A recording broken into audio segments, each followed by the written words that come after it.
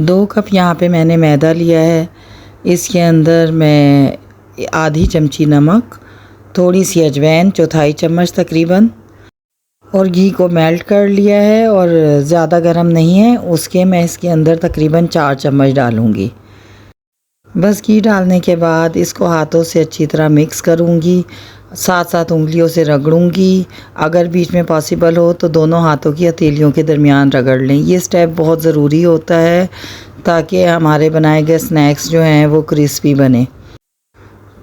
तो इस तरह दोनों हाथों की मदद से इसको थोड़ा थोड़ा रब कर लेंगे घी को इसमें। इसके बाद थोड़ा सा मैदा हाथ में उठाकर एक मुट्ठी बनाएंगे। ये देखें, इस तरह की सॉलिड मुट्ठी बन जाए तो बस फिर इसके अंदर हम पानी मिलाकर गूंदना शुरू कर देंगे। पानी हमने बहुत एहतियात से मिलाना है, ज़्यादा पानी इस्तेमाल नहीं करना क्योंकि हमने इसकी नरम डो नहीं बनानी, डो को थोड़ा सा हार्ड रखना है। एक और बात, अगर आपकी ये मुट्ठी नहीं बनती, यानी ये जो आटा हमने मुट्ठी में लेकर इसको छोड़ा और ये एक सॉलिड सी मुट्ठी बन गई है, तो अगर आपसे ये नहीं बनती तो फिर इसमें 1-2 चम्मच ऑयल या घी मज़ीद मिला दें और फिर इसे रगड़ें। ये बहुत ज़रूरी है इसके कुरकुरेपन के लिए। अब ये यहाँ पे असेंबल होना शुरू हो गया है तो मैं इसको फ़ाइनल मुक्की लगा रही हूँ। और अगर आपका आटा जो है वो चिकना नहीं गूंदा जाता तो इसको थोड़ी देर के लिए छोड़ दें। 5 मिनट के बाद इसके ऊपर जब ये आप फ़ाइनली मुक्की लगाएंगी तो आप देखेंगी कि ये बहुत चिकना सा गूंद के तैयार हो जाएगा। तो बस यहाँ पर मैं इसे एक एयर टाइट बर्तन में थोड़ी देर के लिए रख देती हूँ, तकरीबन 15 से 20 मिनट के लिए। इसके बाद बताती हूँ कि हमने क्या करना है। यहाँ पर एक पैन में मैं 2 चम्मच ऑयल लूँगी, फ्लेम मीडियम लो रखेंगे और इसके अंदर गरम होने पर ज़ीरा ऐड कर देंगे। ज़ीरा मैं 30 सेकंड तक फ्राई करूँगी। इसी दौरान में साबुत धनिया कुटा हुआ और थोड़ी सी अजवाइन इसके अंदर ऐड कर दूँगी। फ्लेम हमारा लो है, बस इसको थोड़ा सा फ्राई करने के बाद इसके अंदर मसाले ऐड करेंगे। 1 चम्मच नमक, आधी चमची पिसी हुई लाल मिर्च, चौथाई चमची चाट मसाला और आधी चमची हल्दी। बस इसको अच्छा सा मिक्स करेंगे, साथ ही फ्लेम ऑफ कर देंगे और इसके अंदर मैश किए हुए आलू जो तकरीबन 1 पाव हैं डालकर अच्छा सा मिक्स करेंगे। इसके बाद इसके अंदर हरा धनिया शामिल कर देंगे। यहाँ पर मैं आलू की फिलिंग इस्तेमाल कर रही हूँ। आप अगर चाहें तो अपने हिसाब से चिकन की या फिर कीमे की या फिर मिक्स वेजिटेबल चिकन के साथ कुछ भी आप इस्तेमाल कर सकती हैं, अपनी मर्ज़ी की फिलिंग। इवन कि आप बॉयल अंडा भी यूज़ कर सकती हैं।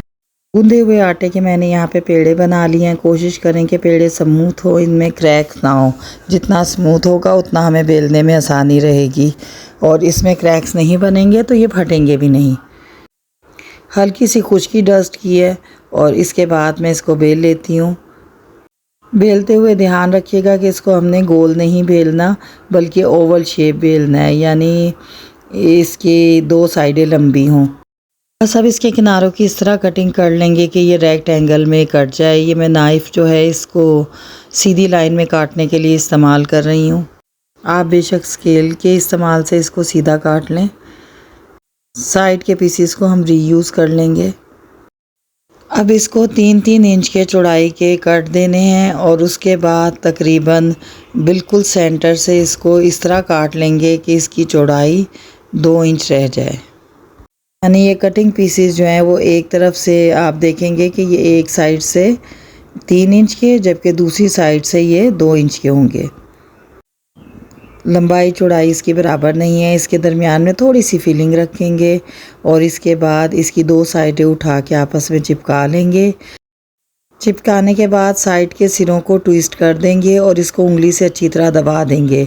अगर हमने इसे अच्छी तरह नहीं दबाया तो ये फ्राइंग में खुल भी सकते हैं। तो बस आप इनको पैक करते हुए या फिल करते हुए ये ध्यान रखें कि ये अच्छी तरह चिपकें। बस इसी तरह हम सारी की सारी टॉफ़ीज़ बना लेंगे।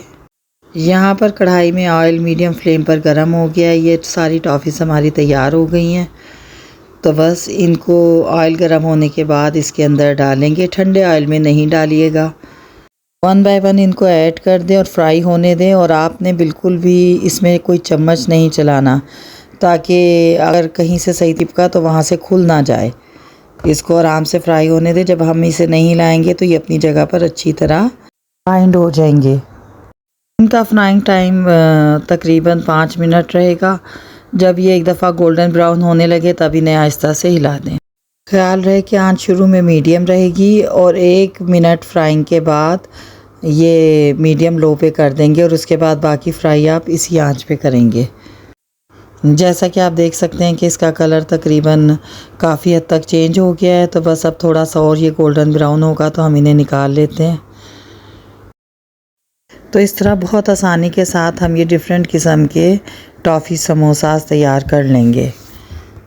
ये देखने में ही कितने मज़ेदार लग रहे हैं। तो इन्हें केचप के साथ या हरी चटनी मिली हुई दही के साथ सर्व करें और बहुत सारी दाद समेटें। ज़रूर बनाएं, आज ही ट्राई करें। और रेसिपी पसंद आए तो चैनल को सब्सक्राइब कर दें, वीडियो को लाइक और शेयर करना मत भूलें। अल्लाह हाफिज़।